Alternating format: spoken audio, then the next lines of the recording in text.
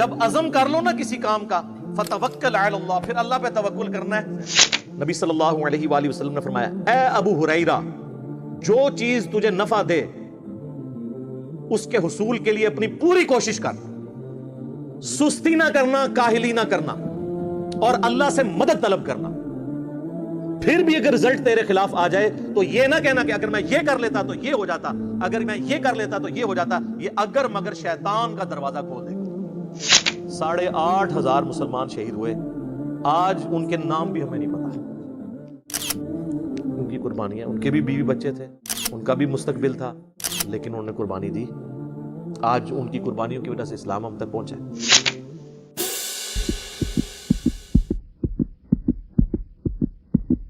فَإِذَا عَزَمْتَ، جب آپ عزم کر لینا کسی کام کا، مطلب مشورہ ہوا، ایک چیز طے ہو گئی، اب بیچ میں جو ہے نا وہ پاک نہیں چھوڑنی کوئی، بس آپ کر گزرنا ہے۔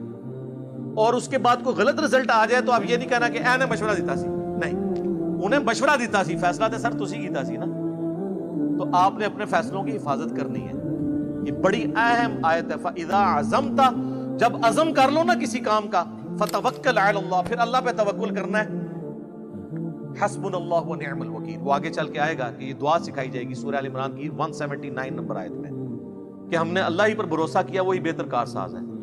ان اللہ یحب المتوکلین، بے شک اللہ تعالی توکل کرنے والوں سے محبت کرتا ہے۔ یعنی آپ نے اسباب اختیار کرنے ہیں اور پھر نظر کس پہ رکھنی ہے؟ مسبب الاسباب کے اوپر۔ توکل اللہ پہ کرنا ہے۔ توکل یہ نہیں ہوتا کہ کرو کچھ نہ، یہ پیچھے دیکھیں کتنے کام بتائے گئے ہیں، یہ کرنے کے بعد مشورہ بھی کرنا ہے، پھر عزم بھی کرنا ہے، پھر اللہ پہ توکل۔ ویسے توکل نہیں، وہ جو جامع ترمذی میں حدیث ہے کہ پہلے اونٹ کو باندھو پھر اللہ پہ توکل کرو، تو ظاہر ہے کہ اسباب آپ نے اختیار کرنے ہیں۔ اس میں ایک بڑی اہم بات میں آپ کو بتا دوں، بڑی مزے کی بات ہے۔ وہ میں نے جن اپنے سینئر آفیسر کا ذکر کیا نا، ڈائریکٹر صاحب کا، تو وہ ہمیں ایک دن اسی طریقے سے سمجھا رہے تھے، چونکہ وہ تبلیغ جماعت سے بھی اٹیچ تھے۔ تو حاجی عبدالوہاب صاحب رحمہ اللہ تعالیٰ جو تبلیغ جماعت کے امیر تھے، جو 2-3 سال پہلے ہی فوت ہوئے، تو وہ کہہ رہے ہم ایک دفعہ حاجی صاحب کے پاس بیٹھے ہوئے تھے، تو حاجی صاحب کی عادت تھی کہ وہ مشورہ کرتے تھے جماعتوں کو بھیجتے وقت نا۔ تبلیغی جماعت میں ویسے بہت چیز زبردست ہے مشورے والی اور امارت والی، باقی کسی کو تعلیمات سے کوئی اختلاف ہو سکتا ہے، لیکن ان کا سسٹم بڑا ماشاءاللہ مضبوط ہے۔ تو وہ مشورہ کرتے تھے جماعت یہ یعنی اب یہ جماعت جو ہے یہ جماعت ہم نے ٹرین پہ روانہ کرنی ہے، بس پہ روانہ کرنی ہے، یا اپنی گاڑی کروا کے، یہ وہ مشورہ لیا کرتے تھے جب دور جماعتیں جاتی۔ تو کہتے ہیں مشورے کے دوران نا مختلف لوگوں نے مشورہ دیا، کسی نے کہا کہ بس پہ جاتے ہیں، کسی نے کہا جی پیدل جاتے ہیں۔ پیدل جماعتیں بھی ان کی کئی 100 کلومیٹر تک وہ دعوت کے طور پہ چلتی ہیں۔ کسی نے کہا جی ٹرین پہ جانا ہے۔ الٹیمیٹلی طے ہو گیا جی ٹرین پہ جماعت جائے گی، فیصلہ ہو گیا۔ فیصلہ کرنے کے بعد حاجی صاحب نے نا پھر دوبارہ سے جنہوں نے بس کا مشورہ دیا تھا نا ان کو پوچھا کہ ہاں جی بتائیں کس طریقے سے سفر اختیار کرنا چاہیے، تو انہوں نے پھر کہا جی بس پہ۔ انہوں نے کہا نا، اب جب طے ہو جائے نا تو اب تم نے بھی یہی کہنا ہے ٹرین پہ، تاکہ یونٹی نہ ٹوٹے۔ یہ مشورہ اس وقت تک تھا جب تک ڈیسیژن نہیں ہوا۔ ونس ڈیسیژن ہو جائے نا تو بس والے نے بھی کہنا ہے ٹرین، ٹرین والے نے تو کہنا ہی ٹرین ہے، باقی سب نے بھی، پیدل والوں نے بھی کہنا ہے ٹرین، ورنہ راستے میں کوئی مصیبت آئے گی، ٹرین کہیں پہ خراب ہو گئی تو ٹرین کا مشورہ دینے والی شامت آ جائے گی، تو وہ تو میرے بھائی بس بھی راستے میں پنکچر ہو سکتی تھی۔ بسیں تو ماشاءاللہ یہاں راکٹ کی سپیڈ پہ چل رہی ہوتی ہے، بس کا تو پہنچنا بھی اس کی پروبیبلٹی بھی کم ہوتی ہے۔ تو پھر آپ کسی کو یہ تانا نہیں دے سکتے کہ تو مشورہ دیتا سی، وہ اللہ کی طرف سے ہوتا ہے۔ اسی لیے کہا گیا فَإِذَا عَزَمْتَ، جب آپ عزم کر لینا پھر اللہ پہ توکل کرنا ہے، رزلٹ جو بھی ہے۔ اس کو سپورٹیو وہ حدیث ہے جو تقدیر والے چیپٹر میں ہے، صحیح مسلم میں، مسئلہ تقدیر کے اوپر آلموسٹ 60 کے قریب حدیثیں لی ہیں امام مسلم نے، اور اس کی آخری حدیث یہی ہے کتاب القدر چیپٹر کی۔ میں یہ سمجھتا ہوں یہ حدیث جو ہے نا، یہ تو سنہری حروف میں نا چوراہوں پہ لگانی چاہیے لکھ کے۔ صحیح مسلم کی حدیث ہے، نبی صلی اللہ علیہ وآلہ وسلم نے فرمایا، اے ابو ہریرہ، جو چیز تجھے نفع دے اس کے حصول کے لیے اپنی پوری کوشش کر، سستی نہ کرنا، کاہلی نہ کرنا، اور اللہ سے مدد طلب کرنا۔ پھر بھی اگر رزلٹ تیرے خلاف آ جائے تو یہ نہ کہنا کہ اگر میں یہ کر لیتا تو یہ ہو جاتا، اگر میں یہ کر لیتا تو یہ ہو جاتا۔ یہ اگر مگر شیطان کا دروازہ کھول دے گا۔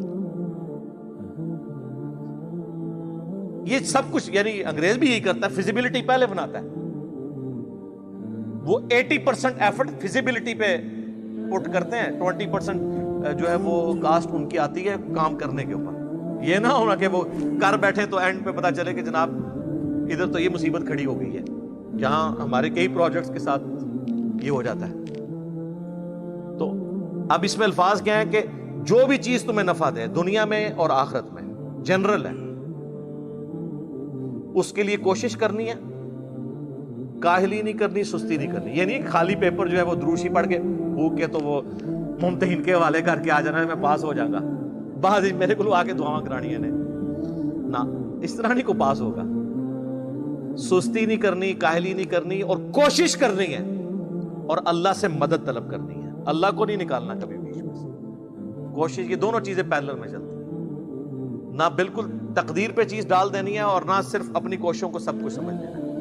یہ قدریہ کا موقف تھا نا کہ بھئی تقدیر کوئی چیز نہیں، اور جبریہ کہتے تھے کہ جی تقدیر ہی غالب ہے، انسان کچھ نہیں کرتا۔ اہل سنت کا منہج درمیان میں ہے کہ کچھ چیزیں اللہ نے تقدیر کا ساتھ رکھی ہیں، کچھ ہماری کوشش سے جڑی ہوئی ہیں، دونوں سے مل کے ایک رزلٹ نکلتا ہے۔ ورنہ تو رسولوں کا مقدمہ، کتابوں کا مقدمہ ہی ختم ہو جائے گا اگر ہماری ول کی کوئی اہمیت نہیں ہوگی۔ قرآن تو بار بار اسی کے اوپر ہی ایمفسائز کرتا ہے، والذین جاہدوا فینا لنہدینہم سبلنا، جو لوگ ہماری راہ میں کوشش کریں گے ہم اپنی راہیں ان کے لیے کھول دیں گے۔ لیکن جو کوشش نہیں کرے گا، جو کک نہیں مارے گا نا، اس کی گاڑی نہیں سٹارٹ ہوگی۔ ویسے دنیا کے ہم سارے کام میں یہ کر رہے ہوتے ہیں، آخرت کے معاملوں کہتے ہیں دعا کرو توفیق مل جائے۔ مجھے آج تک کوئی بندہ نہیں ملا کہ دعا کرو مجھے توفیق مل جائے کہ میں نے ارادہ کیا ہے کہ ابھی جا کے میں نے جو ہے نا دوپہر کا کھانا کھانا ہے، وہ کھانا ہی ہوتا ہے۔ کسی نے باتھ روم جانے سے، واش روم میں جانے سے پہلے کبھی توفیق نہیں اللہ سے مانگی، حالانکہ کتنا خطرناک کام ہوتا ہے اگر کسی کا پیشاب بند ہو جائے۔ آج تک کسی نے کہا کہ دعا کرو اس دفعہ بھی میرا ارادہ ہے کہ آج میں نے اتنی دفعہ پیشاب کے لیے جانا ہے، میرا پیشاب نہ بند ہو، کیونکہ وہ ہم نے کرنا ہوتا ہے، چیزیں انڈرسٹوڈ ہوتی ہیں۔ جیسے ہی دین پہ چلنے کی باری آتی ہے تو توفیق، دعائیں، یہ سب ڈرامے نے اپنے آپ کو دے ہی رکھو توکے۔ تو ہم نے تو کرنی ننگی بات، ننگی بات کیے بغیر بات سمجھ نہیں آتی ہے، اپنے آپ کو دھوکہ دے رہے ہیں۔ تو اللہ تبارک و تعالیٰ نے یعنی یہاں پہ ایک سلیقہ سکھایا کہ جب اللہ پہ توکل کر لیا، عزم پکا، بس اب آپ کوشش کر گزریں، باقی رزلٹ اللہ پہ چھوڑ دیں۔ مولا علی کا قول ہے نا، میں نے اپنے ارادوں کے ٹوٹنے سے اللہ کو پہچانا ہے۔ کیوں؟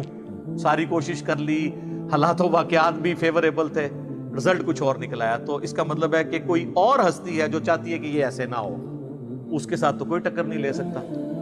تو اگر مگر شیطان کا دروازہ کھول دیتا ہے، جو صحیح مسلم کے الفاظ ہیں، اس لیے کہ اگر مگر سے پھر جو تقدیر کی طرف سے فیصلہ ہوا ہوتا ہے نا، آپ اس کو چیلنج کر رہے ہوتے ہیں۔ ایک تو ہے کہ آپ اس کو ریویو کر کے پلان کریں، وہ ایک اور چیز ہے کہ جی آندہ ہم اس چیز کو کاؤنٹر فار کریں گے، اس کو کریں گے، اس کو کریں گے، لیکن اس کی لکیر پیٹ کے بیٹھ جانا، یہ چیز غلط ہے۔ حالانکہ یہاں پہ آپ دیکھ رہے ہیں کہ صراحتاً غلطی ہوئی تھی، اس پہ اللہ نے ڈانٹا بھی ہے، لیکن الٹیمیٹلی حضور کو کہا کہ بس چھوڑ دیں، معاف کریں، مشورے میں شامل کریں، آندہ کے لیے بھی آپ یہ کریں۔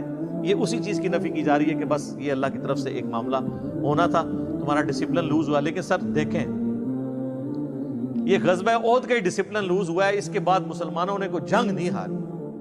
یہ ایک واقعہ مستقبل کی جنگوں کے لیے، جس میں رومن اور پرشینز کو مسلمانوں نے شکست دے کے صدیوں کی سپر پاورز کو الٹنا تھا، یہ چھوٹی سی بیٹل فیلڈ نے مسلمانوں کو وہ سبق سکھایا کہ وہ بڑی بیٹل فیلڈز میں اگر یہ ڈسپلن لوز کرتے تو کیا قادسیہ میں جو ہے وہ پرشین امپائر کا مقابلہ کر سکتے تھے، یرموک میں رومن امپائر کا مقابلہ کر سکتے تھے، جن کی ریزروڈ آرمیز ہی لاکھوں کے اندر تھی، جن کے پاس اسلحہ بھی لیٹسٹ تھا۔ تو یہاں پہ اللہ تعالیٰ نے جو ڈسپلن سکھایا ہے نا، اس کی وجہ سے پھر آگے وہ معاملات چلے۔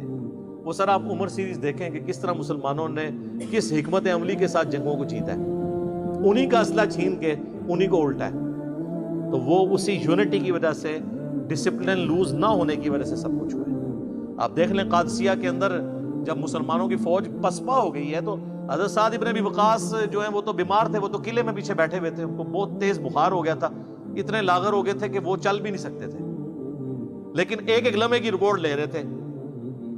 وہ پرشینز جو ہیں ہاتھی لے کے آگے، اتنے بڑے بڑے، عرب کے گھوڑوں نے ہاتھی دیکھے نہیں ہوئے تھے، وہ تو عرب کے گھوڑے جب ہاتھی دیکھتے تھے تو بھاگ جاتے تھے، تو وہ تو مسلمانوں کو ہی کچلنا شروع کر دیا انہوں نے۔ تو انہوں نے ساتھی نے آگے اطلاع کی کہ حضرت یہ تو وہ تو ہاتھی لے کے، اتنے بڑے بڑے ہاتھی لے کے آگے ہیں۔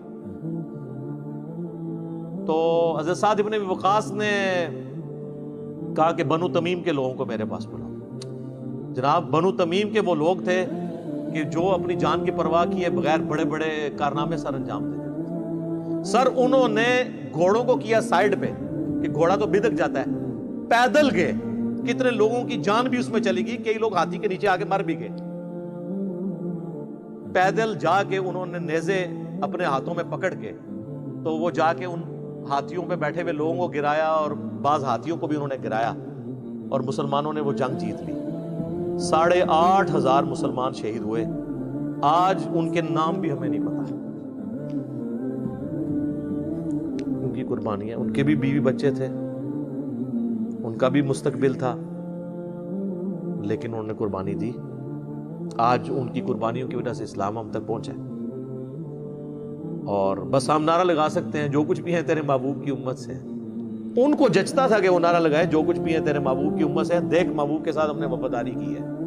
ہم کہتے ہیں ہم بے وفا ہیں، ٹھگ ہیں، فراڈی ہیں، تو ہم حضور کی نسبت سے ہمیں بخش دے۔ وہ اگر کہتے تو کہتے تھے دیکھ نسبت دی ہے تو ہم پاس بھی لا رہے ہیں اس کو، ہم بالکل الٹ چل رہے ہیں۔ رضی اللہ عنہم اجمعین وعلیہم السلام اجمعین، آمین۔